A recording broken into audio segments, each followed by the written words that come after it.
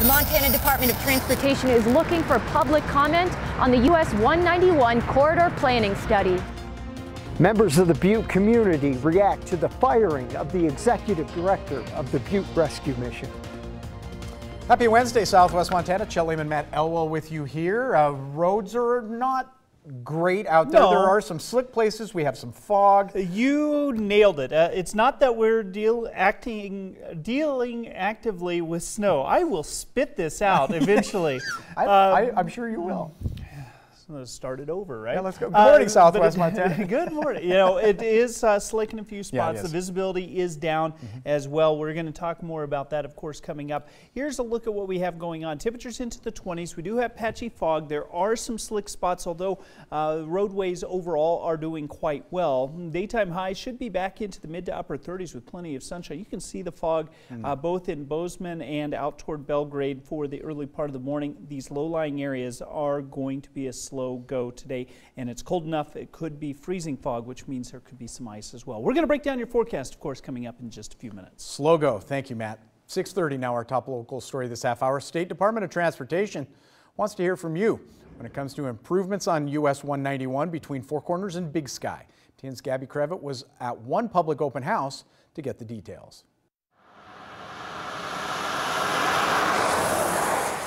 The Montana Department of Transportation is taking public comment for an early planning level study. The study plans to examine Highway 191, starting at the Four Corners intersection all the way to south of Big Sky to Beaver Creek Road. Anybody who's familiar with the area understands population is increasing, traffic volumes are increasing, and the drive through the corridor is maybe not as easy as it used to be. Rich Bauman lives and works right off Highway 191 near Four Corners, and he says he's noticed more traffic over the years. My commute's only like 2 minutes, but it's getting so busy that it's even difficult to go home at night sometimes when I'm making a right-hand turn.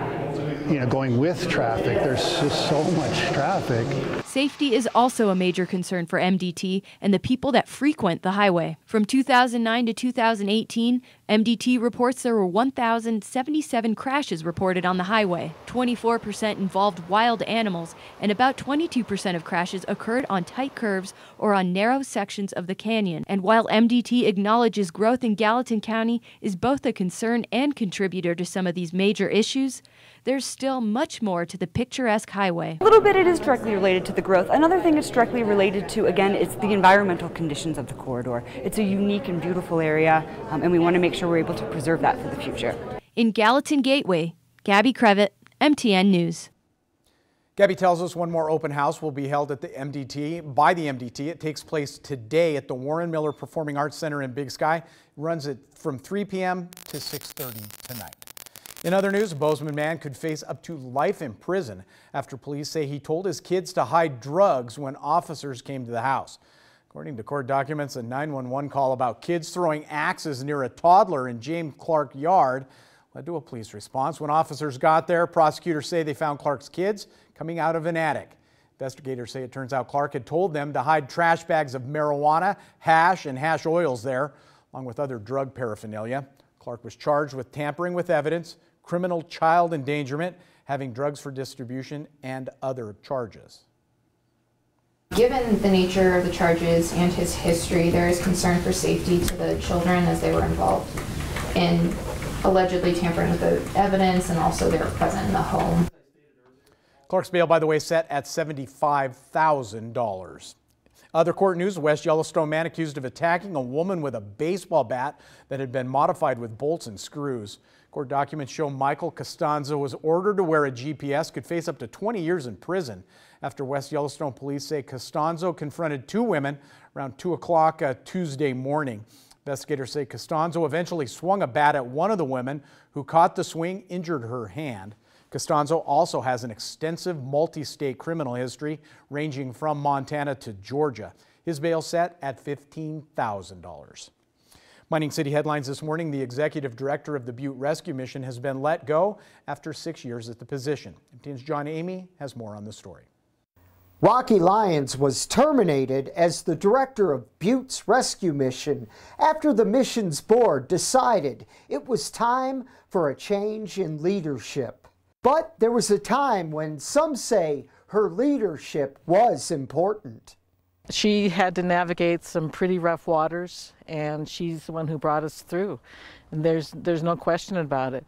It was a rough 3 years when the mission's 2nd Street shelter was closed due to fire code violations. Lyons had many obstacles to overcome before finally opening the new homeless shelter on East Platinum Street last summer. The old mission was not worth saving, and it was a fire hazard and so forth. So to have this, we have more fire suppression in this than probably in most uptown buildings.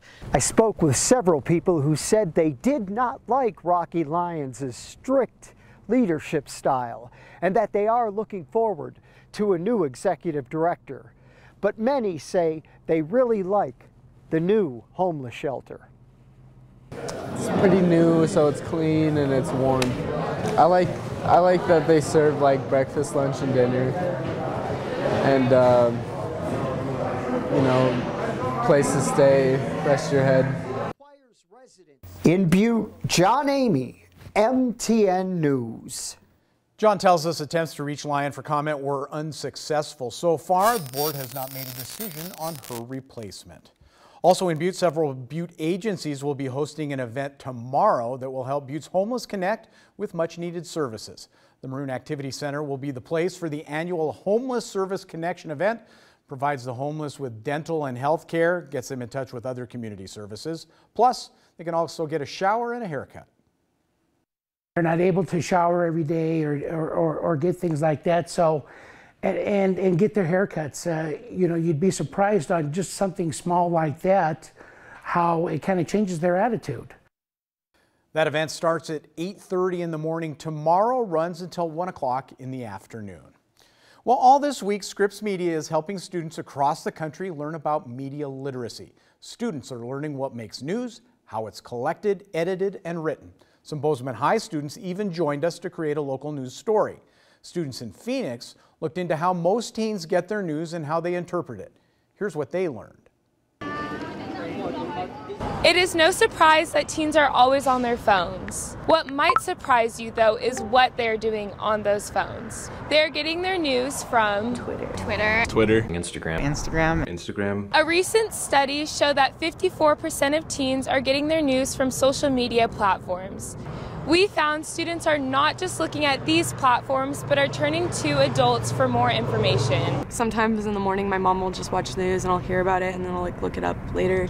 Emily is one example, as she gets most of her current events off her phone. It's like right there, like hundreds of articles on everything. While students get most of their news off of social media, they realize the information being presented to them is one-sided. Because like all news sources are biased, it feels like. I know how one-sided like the internet can be. I try to see everything from different people's perspectives before I form my opinion. So how do they filter the truth? We spoke with Christy Roschke, media literacy expert from Arizona State. There are really some pretty simple tools and techniques for helping you decide if something is credible. The rule number one is resist the urge to share that piece of information, pass it along, further pollute the information landscape until you've done a few things to determine whether or not you believe it. So stopping and Googling, 30 seconds worth of research to cross-check something, in most cases, can give you a pretty simple answer. Then you might actually seek out fact-checking websites. Some students will be eligible to vote in the upcoming election, and determining fact from fiction is crucial. Fantastic. I love those little efforts that we're working with the students. Again, shout out to Bozeman High School students who helped us out. You can check out their efforts online, kbzk, kxlf.com. We'll show you the story they helped us put together. Right now, 6:38, we're going to take a quick break here on Montana This Morning. When we come back, the coronavirus outbreak spreads. Planefuls of Americans return to the United States from the hot zone. What's next for these evacuees? Coming up, also, what's coming up at 7 on CBS This Morning. Good morning to you. Ahead on CBS This Morning, a flight carrying Americans from the epicenter of the coronavirus outbreak is expected to land in California very soon.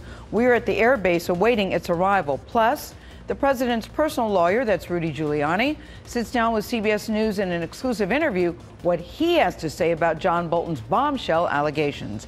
And WNBA stars and four-time Olympic gold medalists, that's Sue Bird and Diana Taurasi, are here in Studio 57 at the table. They're talking to us about the fight for equal pay and the road to the 2020 Olympics.